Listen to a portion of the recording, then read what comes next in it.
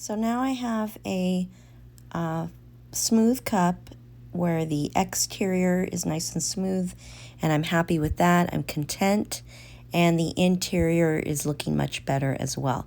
Again, it's not perfect. I still might baby the inner seam if I can later. If not, it's fine. Again, you can only get the interior so smooth before you have to kind of throw in the towel. But it's much better than it was before, and the outside is dramatically improved. You don't see the popsicle sticks any longer at the bottom, and the outer seam is less bumpy, less noticeable, and that's where I'm going to place my handle to further camouflage that weird bump. Okay, so don't stress about that outer seam where you had a flap. That's a good spot for a handle. Now, this video is all about thinning out the rim of the cup because we want that to be a little more user-friendly, a little bit more appealing to drink out of. Because right now this wall is very thick, very fat, and think about your own kitchen cabinet and the cups you drink out of every day. The cups from your kitchen cabinet aren't gonna have such a thick wall, right? Or you wouldn't want to drink out of them. So we're going to create the illusion that the rim of the cup, the very top, known as the rim, that the rim of the cup is thinner than it really is, okay? Now, I already have a thin spot, and you're going to have a thin spot somewhere too. Isolate the thin spot, and then get your paperclip tool. I kind of altered mine with tweezers. I distorted it a little bit with tweezers, so and pliers, so it's a little wonky, but I created a narrow section of my paperclip, which is good for carving, but you don't have to do that. And so what I recommend you do is you take your paperclip and you find the thinnest spot currently on the rim of your cup, and you try to carve down other areas of your rim all along the top to be as thin as that thinnest spot. So I'm basically trying to match the thinness with that one section that was thin to begin with. Okay, now in doing so, you're going to create some shavings, which will be a little messy, and you'll have to brush them out from inside your cup.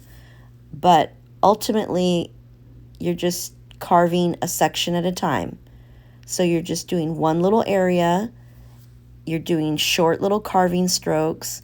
You're going to carve a little bit down into the cup, not much, just maybe about half an inch. I'm not going way down deep into the cup, just a little bit. So I'm carving the top of the rim and then a little bit down into the cup. It's going to leave carving strokes, marks, but you can smooth that away as you go, or you can smooth that away later. So all I'm trying to do is match that original thin spot I noticed, and I want the entire rim that thin. And when you do this, it's going to look like a little mouse was nibbling and gnawing on your clay all night. That's what I mean by carving strokes. But that's a fixable problem. You'll be able to smooth that away.